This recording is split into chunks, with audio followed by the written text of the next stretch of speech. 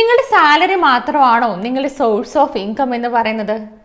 അതുകൊണ്ട് നിങ്ങൾക്ക് financial freedom എന്നൊരു ഡ്രീം അച്ചീവ് ചെയ്യാനായിട്ട് പറ്റുമോ?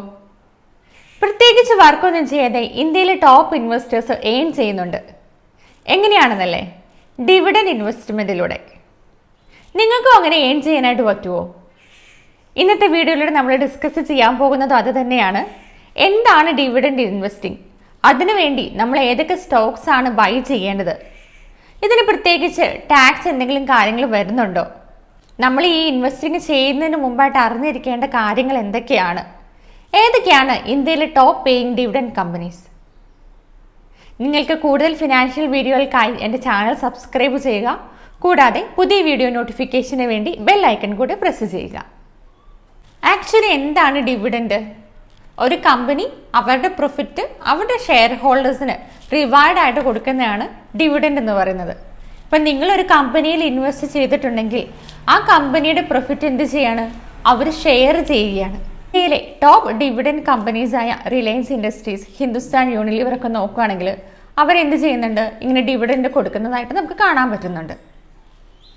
ഡിവിഡൻഡ് എന്ന് പറയുന്നത് ക്യാഷ് ആയിട്ട് കൊടുക്കാം, അല്ലെങ്കിൽ നമുക്ക് സ്റ്റോക്സ് ആയിട്ട് തന്നെ ആയിട്ട് കൊടുക്കാൻ പറ്റും. പക്ഷേ മിക്കതും നമുക്ക് കാണാൻ പറ്റുന്നത് ക്യാഷ് ആയിട്ട് കൊടുക്കുന്നതാണ്. എന്തിനാണ് കമ്പനീസ് ഡിവിഡൻഡ് കൊടുക്കേണ്ടത്? കമ്പനീസ് ഡിവിഡൻഡ് കൊടുക്കുന്നത് അവരുടെ ഷെയർ ഹോൾഡേഴ്സിനെ സാറ്റിസ്ഫൈ ചെയ്യാൻ വേണ്ടിയിട്ടാണോ? അല്ല. അവർ ഡിവിഡൻഡ് കൊടുക്കുന്നത് ഫിനാൻഷ്യലി അവർ സ്റ്റേബിൾ ആണ് എന്ന് കാണിക്കാൻ വേണ്ടിയിട്ടാണ്. ഡിവിഡൻഡ് കൊടുക്കുന്ന കമ്പനീസും ഉണ്ട്, ഡിവിഡൻഡ് കൊടുക്കാത്ത കമ്പനീസും ഉണ്ട്.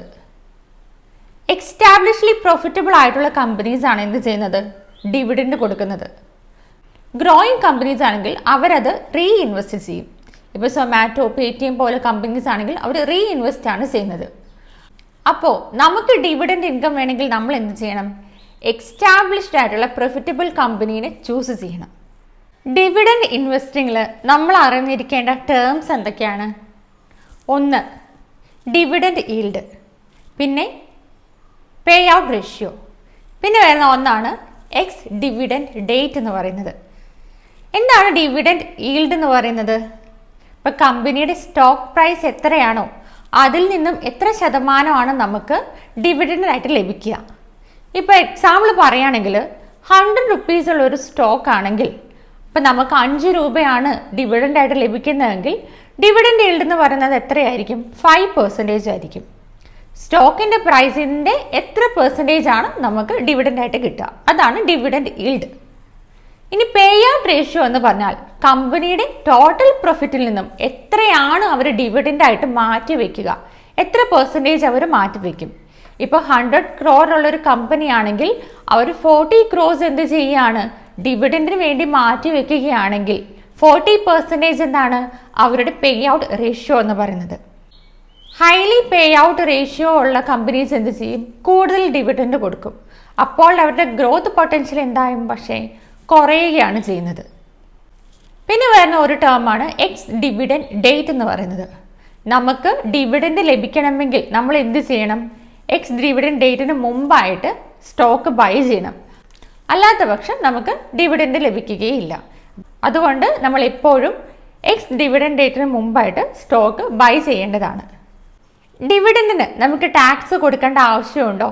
ഇപ്പോൾ നിങ്ങൾ ഒരു 30% ബ്രാക്കറ്റ് ലിസ്റ്റിൽ വരുന്ന ഒരാളാണെങ്കിൽ നിങ്ങൾക്കും ഡിവിഡൻഡേയും 30% എന്ത് ചെയ്യേണ്ടി വരും? ടാക്സ് ആയിട്ട് തന്നെ കൊടുക്കേണ്ടതായിട്ട് വരും. ഇന്ത്യയിലെ ടോപ്പ് പേയിങ് ഡിവിഡൻഡ് സ്റ്റോക്സ് ഏതൊക്കെയാണെന്ന് നമുക്ക് നോക്കാം.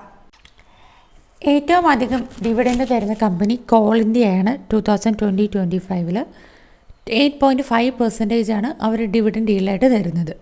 പിന്നെ വരുന്നത് Hindustan zinc limited 7.5%, power finance corporation 7%, REC 7.2%. ഇതിൽ നമുക്ക് കാണാം പേ ഔട്ട് ഫ്രീക്വൻസി ക്വാർട്ടർലിയിലും കൊടുക്കുന്നുണ്ട്, ആനുവലി അതുപോലെ ബൈ ആനുവലിലും കൊടുക്കുന്നുണ്ട്.